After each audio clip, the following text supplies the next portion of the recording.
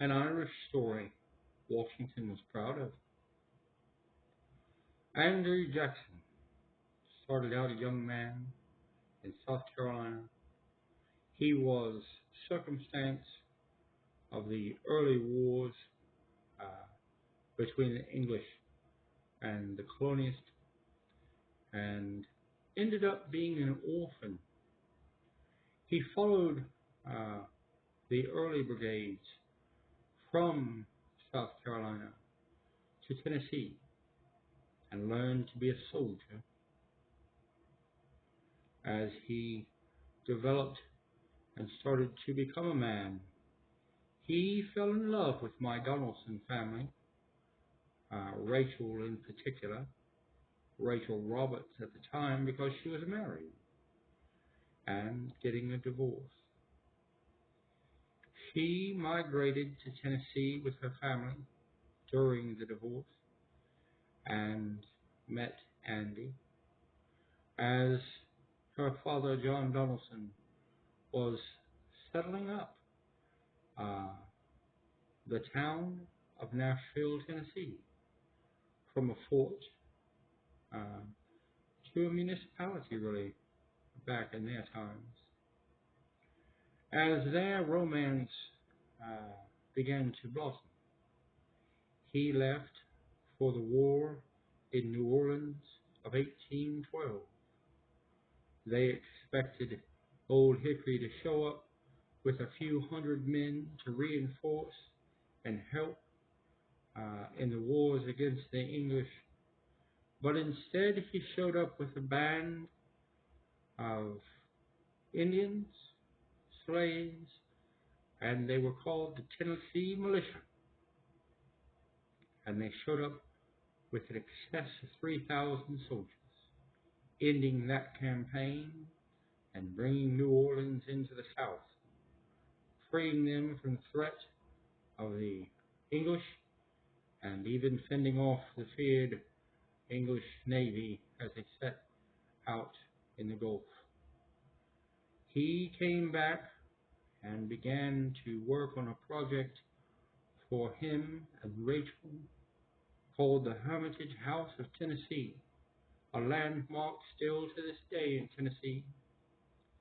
But President Monroe called and said there was civil unrest in southern Georgia, northern Florida, and it needed to be settled, so he wanted him to take on this one task. He left Rachel behind in the finishing up of the Hermitage House and put together an army and began to march to Florida to fulfill his command.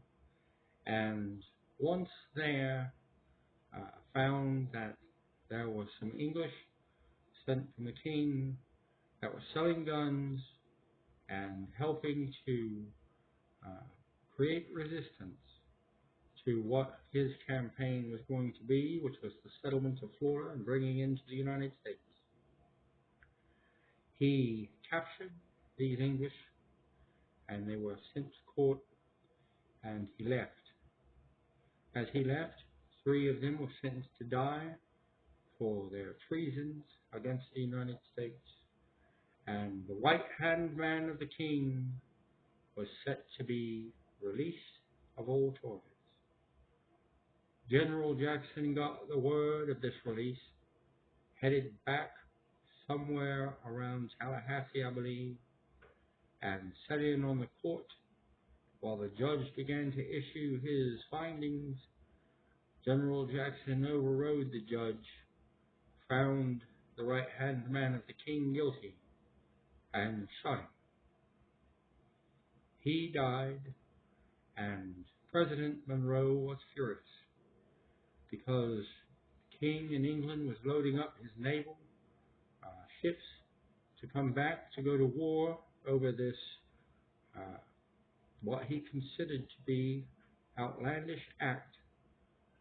But the finances set in, and the King of England settled down, and Old Hickory went through Florida easily after that, conquering the entire state, is how they put it.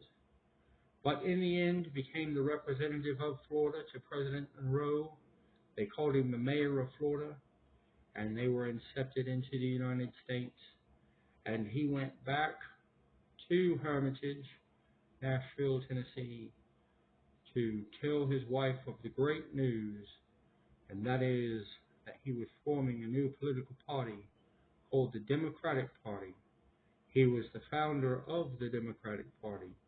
He wanted to take his Southern democracy and its beliefs to Washington and take on the banks for what I could only say is the aristocratic value system that they brought to the country.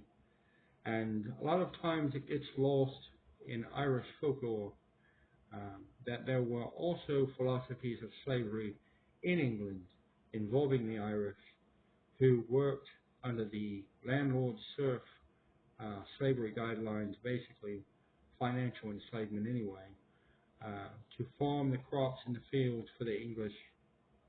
It's a value system that came on the Nina, Pinta, and Santa Maria to the United States and was instituted at first with the Irish and English once again, and then they began to use Indians and then began to import slaves to fulfill the serfs' obligations to the landlords who were rich, for which the banking institutions were in support of.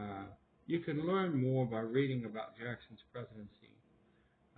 But finishing it out, one of the great messages, especially on St. Patrick's Day, is that all Irishmen don't have red hair, but my Irish blood is as thick as any, because the Donelson family that supported Andrew Jackson with 3 First Ladies in the White House, which is a feat that has never been done before nor since in American politics in Washington, D.C.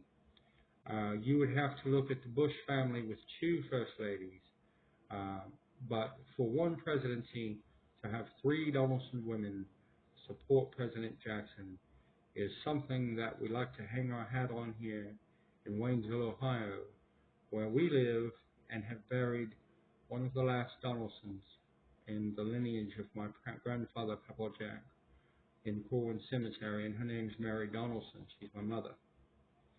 And she married John Ham and became Mary Gail Ham.